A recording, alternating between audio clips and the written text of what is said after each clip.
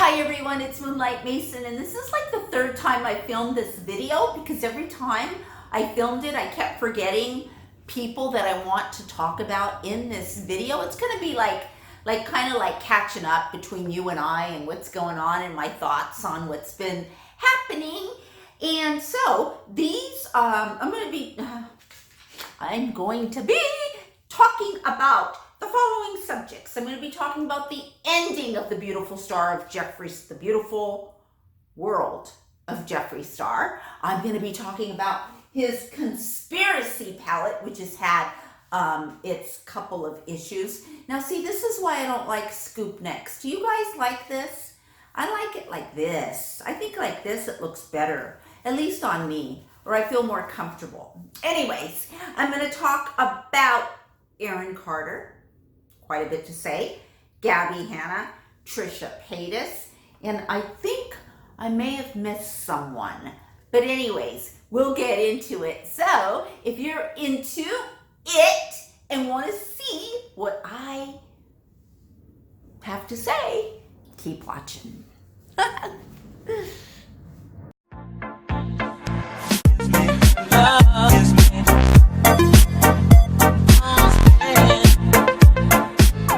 So I'm just actually going to go down the list, So let's talk about the ending of the beautiful world of Jeffree Star. Many are disappointed that there wasn't more of the drama spoken about, and I wasn't. I was very pleased with the film. I liked the way it ended. I did have some reservations about some of the people that were featured or some of the channels that were featured at the end, only because I watched a couple of other channels that had, some commentary not really positive on some of these people. And so, I just was questioning, not that I really know who these people are or anything like that. But other than that, I loved the way Shane put kind of really incorporated a positive slant on everything, and just the way he incorporated it into the whole ending of the film, I thought was great. He did show it because he did get a lot of backlash for considering not to have an ending or considering not to talk about the drama, but because so many people wanted him to, and so many people were saying, I want to see their reaction. I want to see Jeffree Star, and there was Rich Lux, and there was Shane, and Ryland. I want to see their reaction to when this went down with Tati and James Charles and all this. And I'm just so glad the way he did it. And this is the reason why I thought from the beginning that the whole series was geared towards giving us an inside look at the background, but also, really prepping us for, the palette and for the reveal and for everyone to buy it. And I had no idea that on, their end, they were so stressed out because, when the launch happened and how no one could buy anything online for like an hour or something like that, and then all the websites had crashed, I was having a totally different experience because I had gone and stood in the Morphe line in Burbank, and everyone who was there had a really positive, good experience. Obviously, we saw Shane's mom, and she was just wonderful. And we also, everyone got a palette. And I believe that all the palettes that we got, because I haven't seen any complaints, were absolutely flawless, which leads me into the conspiracy palette and how this guy over here has had a couple of issues with people finding like hairs and all kinds of stuff in the palette. I got a perfect one that I absolutely love. I am wearing it today on my eyes completely, 100%. I just used this, and I love the palette. I'm very lucky that I got one that wasn't damaged in any way.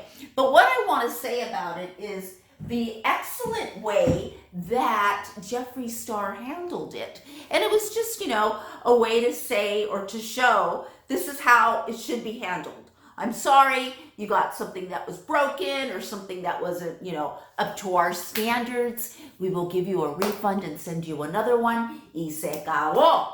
Okay? Everything is done. That's the way to handle it. And I think that, a lot of people were pointing fingers. And here we go into Jaclyn Hill. That's what I wanted to talk about that wasn't on that list originally in the beginning of the film. But, the Jaclyn Hill new collection that Jeffree Star reviewed, it's beautiful. I haven't heard any negativity on that collection as far as, I don't even know if it's available. Is it available yet? Did it come out? I'm not going to actually purchase any of her highlighters, but it was really refreshing to see Jeffree give his review, and that he gave a very honest, you could tell during the review with him, and I think that guy's name is Michael, right? Mitchell, is it Mitchell? You know who I'm talking about, the guy that from England or something that he did the review with. I think that they were really honest and upfront and true about how they really felt about Jaclyn Hill's new highlighters. There's still a lot of people that won't let it go, and it kind of like irks me a little bit, like when people still talk about Jaclyn Hill's lipsticks and show the hairy lipsticks, and they're still doing that. And I wish that time would pass by and we would just give her a positive second chance, is what I'm trying to say. Just give the woman a second chance and let's see what she comes up with. And hopefully, as far as being a CEO and handling things the proper way, she's gotten some growth in that area. So that's how I feel about Jaclyn Hill. Let me know down below how you feel about Jaclyn Hill's new launch. Are you going to actually purchase the highlighters? I have just bought a couple of highlighters before, but I think I'm done with highlighters. So that is the only reason I won't be purchasing it. It's not because it's Jaclyn, or it's not because it's her merchandise. It's just because I don't need any highlighters. So that's the reason why. Okay, now let's get into, who shall I pick? Who is next on this list is Aaron Carter. Okay, so, I think what happened with Aaron Carter is, what happened with me is I just started reading his tweets and watching his podcast, and how, everything would kept being referred to as, watch the family Carter, the Carter family series. And so I only watched the first episode of the whatever it was called, the Carter family series or whatever, you know what I'm talking about, where it showed 7 years ago, where it shows Aaron really young and with no tats. And I just absolutely love that boy, the one 7 years ago that was really young. And he seemed so innocent. He just seemed like a young kid. And I feel sorry for all of the siblings. I really do. Just from watching the first episode, they didn't talk much about the father. I don't know that much about the father, but everyone in that family, all of the siblings have been affected in one way or another, in a negative way, as far as being functional adults, due to their environment and the way they were raised. And just lately I saw that Aaron Carter drove 7,000 miles to go get his mom and take her to rehab, and she didn't want to go to rehab, and so he dropped her off at an uncle's house, and he kind of was talking about that. And at the same time, there was all this confusion going on with, why did he have 7 pups in his car? Or pugs, I guess they were. Why are there 7? I guess, did he have one that had a baby? That had a baby. Did he have a pug that had babies? I don't know. I don't know why he had all those dogs in his car, and why would you drive 7,000 miles with all those dogs in your car? All this stuff, since I'm such a huge animal rights activist, and anytime animals and children are not, treated with, I'm not saying that he didn't treat them with respect. I didn't see anything like that. But anytime that there's like, 7 pugs in a car driving for 7,000 miles, it just concerns me because, I drive for like 400 miles regularly with my pit, and I know what I need to do, anticipating his needs, you see. And I know that a lot of people aren't like me, and they're like, oh, hold it. I can go an extra mile. And then when they can't hold it anymore, whether it's at their home or any place, and, they have a mistake, how the guardians can get really mad and yell at them and do bad things. And so I'm always concerned about the animals. So very, very, I think legitimately so. I'm very concerned about the animals that Aaron Carter had in his car. I don't understand. I read some comments that he's had animals before and they just disappear. So I don't know if he's giving them away. As far as Aaron Carter goes, I get very afraid for his safety and afraid for his well-being because, from what I see, it doesn't look like he's well at all. And, a lot of, I see a lot of similarities between Aaron Carter and Trisha Paytas with all of the, trolling. Even I think Aaron used that word just of recent. He said something about trolling, and he's always, putting out there I bought an island, I bought a house, Now he has a GoFundMe.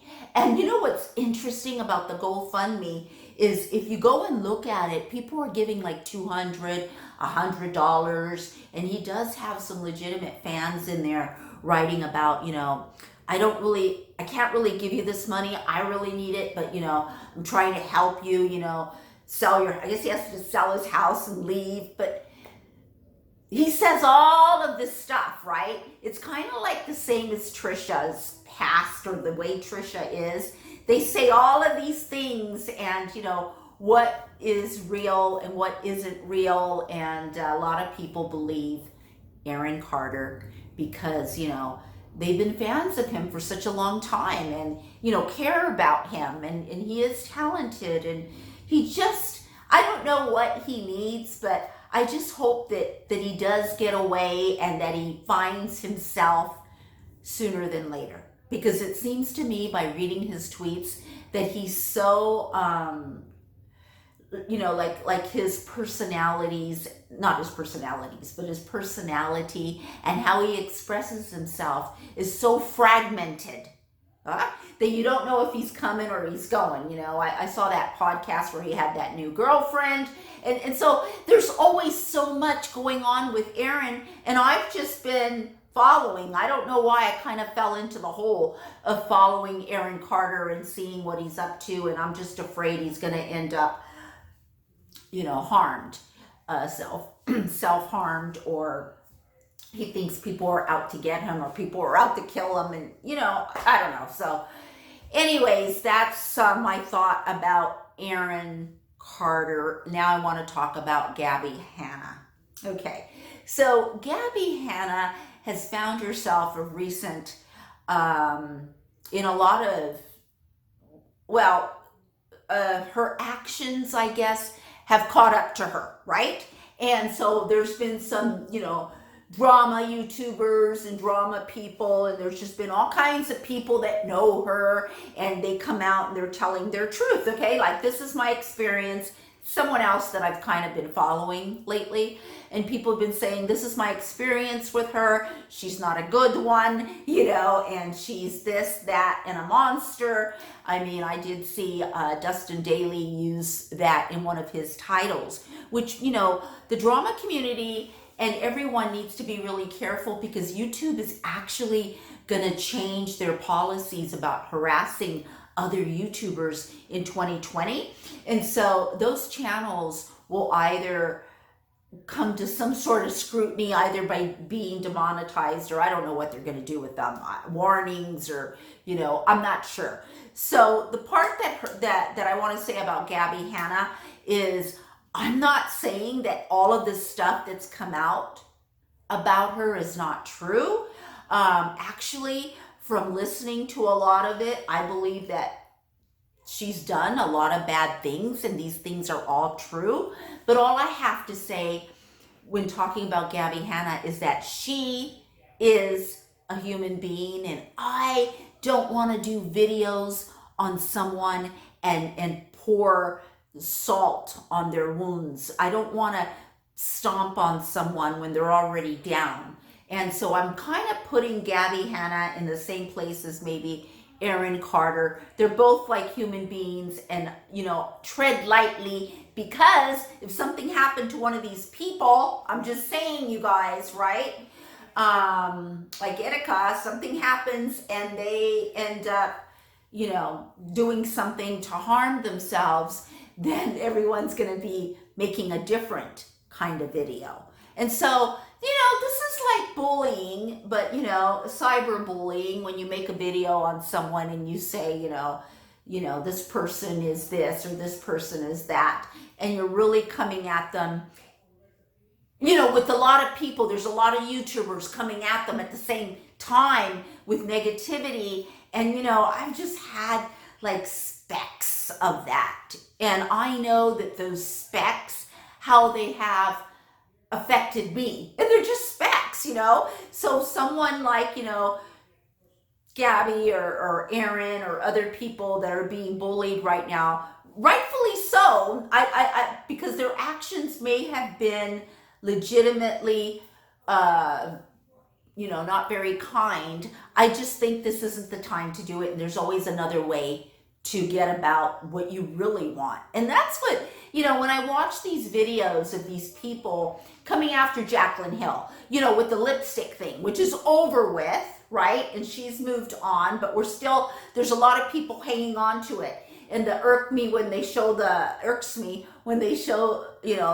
old photos of the lipsticks and the hair coming out.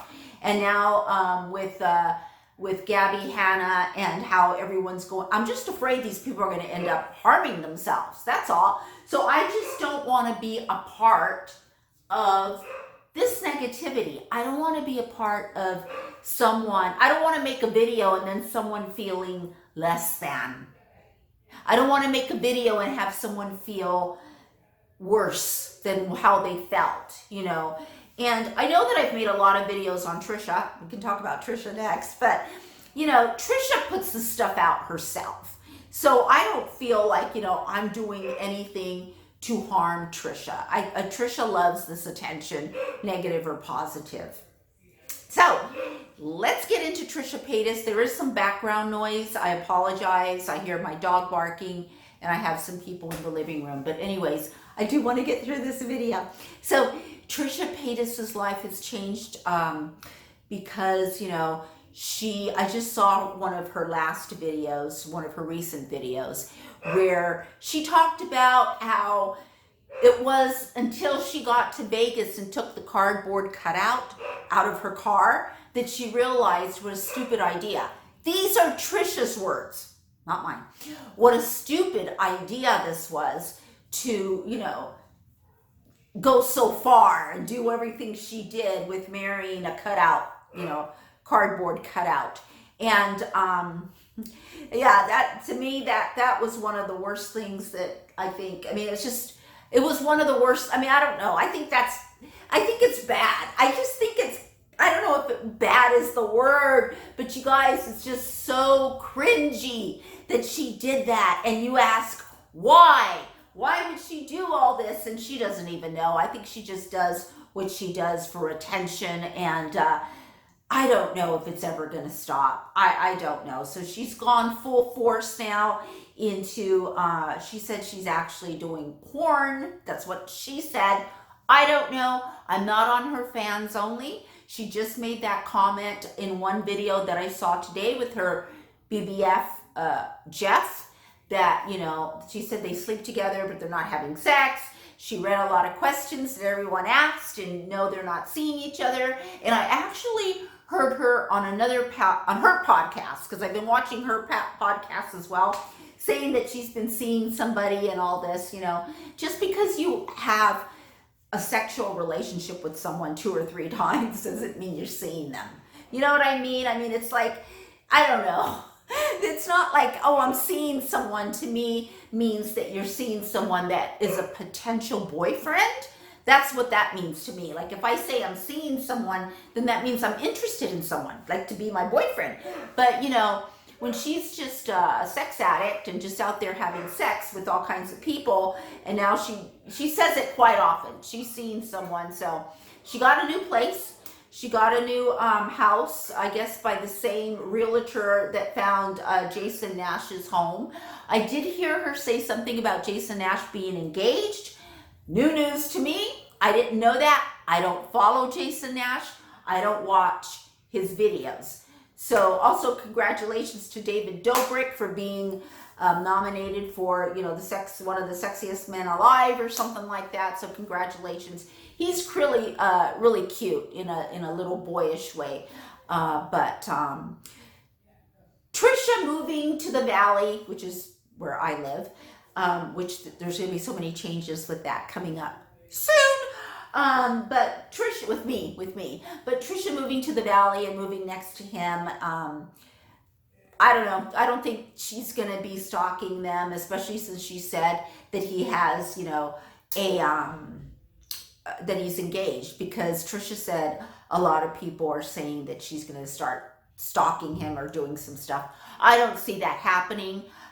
And yeah, so she's gone full force into making more money behind the scenes on other platforms such as Patreon, Fans Only, whatever else that she's doing, Trishy Land, whatever else that she's doing, Naked, and she's doing other you know, things to herself in that way. And you know what? Always appreciate a woman with a hustle. And that's one thing I've always admired about Trisha, is no matter what happens, she doesn't hesitate to jump onto the next thing. So if she feels like, okay, I'm not making as much money in this area, then what we'll see with her is she jumps into the next thing and starts making money. So hopefully we'll see some growth in this new home with her, and we'll just see some positive changes. And that is what I'm looking forward to in 2020 with Trisha. Oh, we could do that. What do I look forward to in 2020? Okay, you guys, what else did I say? Well, we covered the documentary, The Conspiracy Palette, Aaron Carter, Gabbie Hanna, Trisha Paytas, and now we're just going to talk about me a little bit. For those of you who are interested, I am continuing my art here. I've got to work on Tati's, and but there's been some, I'm so sorry about the barking, you guys. There's been some changes, positive changes in my life that I have created. No one's pushed me to do it. Nothing happened to make this change, but it's one of those life changing moments where taking a risk and doing something that takes a lot of courage. And so that is exactly where I'm at. And for the purpose of not making this video so long, and because Sweet Peas is barking, I'm going to end this video here. I hope you enjoyed this catch up, and we'll talk to you next time. I'll see you in my next video. Please subscribe, leave a comment, and I love you.